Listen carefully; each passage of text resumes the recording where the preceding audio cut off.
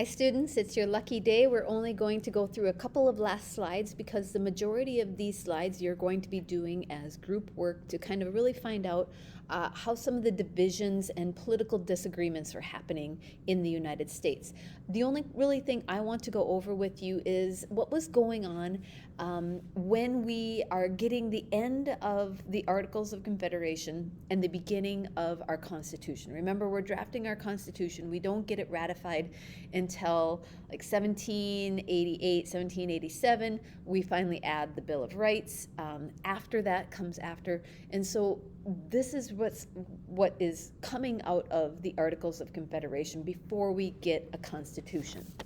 So think about the proclamation line of 1763. Now that the war is over and Britain doesn't have that kind of control, we have won a lot of territory. And so as settlers moved westward during the 1780s, Congress enacted the Northwest Ordinance for admitting new states. The ordinance promoted public education, the protection of private property, and a ban on slavery in the Northwest Territory.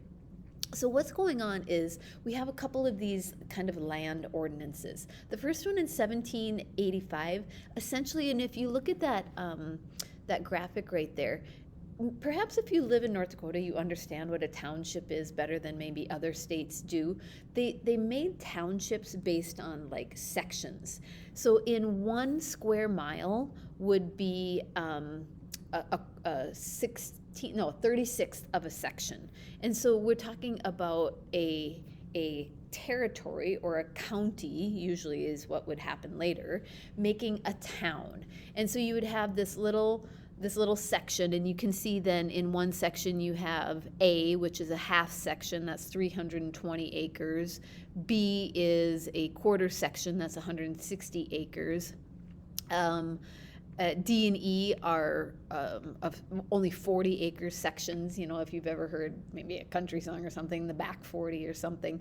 So this is how they're dividing up the land. That's pretty much what the Land Ordinance of 1785 did. It also provided for education, for public education. Remember this idea of Republican motherhood? We knew that education was really important to make good, responsible citizens.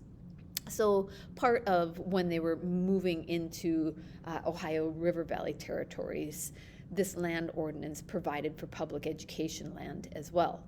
And then the Northwest Ordinance of 1787. This one is probably a little bit more important, and the graphic on the next page will kind of help us understand what I mean by that.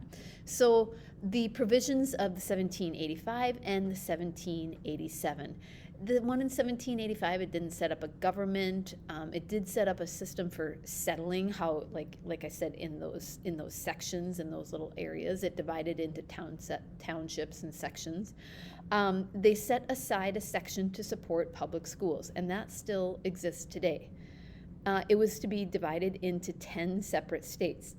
However, when the Northwest Ordinance of 1787 came along, they did a little bit different. And probably the most important thing here is that they guaranteed basic rights in these new territories.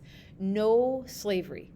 Slavery was not to be allowed in any of these new territories. There was to be freedom of religion, right to a trial by jury and due process. But this makes a lot of sense when we're talking about the coming, what we know is probably coming pretty soon, of the Constitution. And we wanted to get a Bill of Rights in there to protect our basic rights and freedoms. Those were granted in the Northwest Ordinance of 1787. It divided the region into separate territories. It didn't require education, but it did encourage it. Number 5 is also a pretty important one. Once the population reached 60,000 people, they could apply for statehood.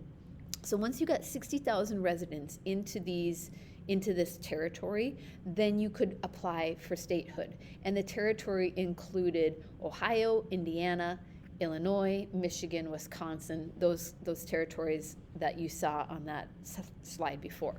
So this is probably one of the more significant achievements of the Articles of Confederation. We know it was a weak document, it didn't do a lot, but it did provide for probably one of the best things to outlaw slavery in new territories that were to be granted. Okay, I'm not going to go through this one because you will. I'm not going to go through that one. I'm not going to go through that one because you will.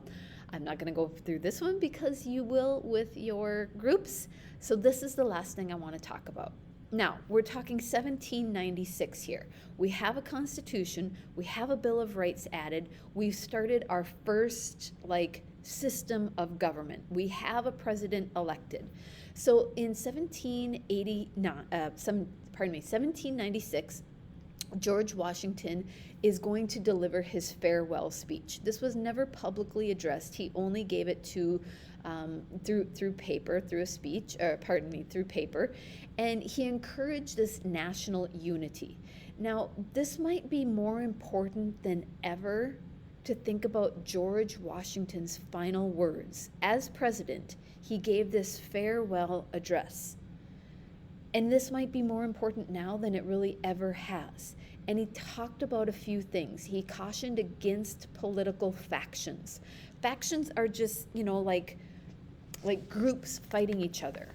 When we talked about the Federalists and the Democratic Republicans, he said, don't get into making these political parties. It is going to tear us apart. If we do this who's against us and who's with us mentality, it's going to tear our communities and our republic apart. In fact, it's going to make it so bad we might not be able to hold up as a republic, he said. The second thing he said is stay out of European affairs. Don't get involved in their wars. Don't make alliances with them. That's another really big. Don't make permanent alliances. You can befriend other nations, but don't say, I'm going to enter into this permanent alliance with you, and then they go to war and you have to support them. Stay out of European affairs and don't make alliances, permanent alliances with anybody. That's a really important point. Basically, we get into this process or this period of time of very isolationism. We kind of isolated ourselves as a nation, which George Washington very much kind of said we should do. We can still trade. We can still be a global presence, but let's not get over involved in other people's affairs. And the third thing he did when he issued this farewell address is he set a precedent. Now, I've already mentioned that. This guy set a 2-term precedent. He didn't run again. And in fact, it's not until Franklin Delano Roosevelt, who comes along during the Great Depression, he's elected 4 times, I should say, that anybody didn't only run for 2 terms. Now, it doesn't say that. I mean, it does now in the Constitution, in the amendments, but it didn't say that before. He set a precedent that it doesn't, in 8 years, you're going to do as much as you can do, whether it's good, whether it's bad, whether it's neither. After 8 years, you're done. And every president after him followed that precedent that he set up of really just knowing when it's time to bow out and not immerse yourself too deeply in the affairs of the nation from year to year, decade to decade, because that becomes more like a monarch, right? And George Washington didn't want any part of that. So that's it. We're done with the notes. For you, that means we're ready to take the test by next week. Talk to you then. Bye.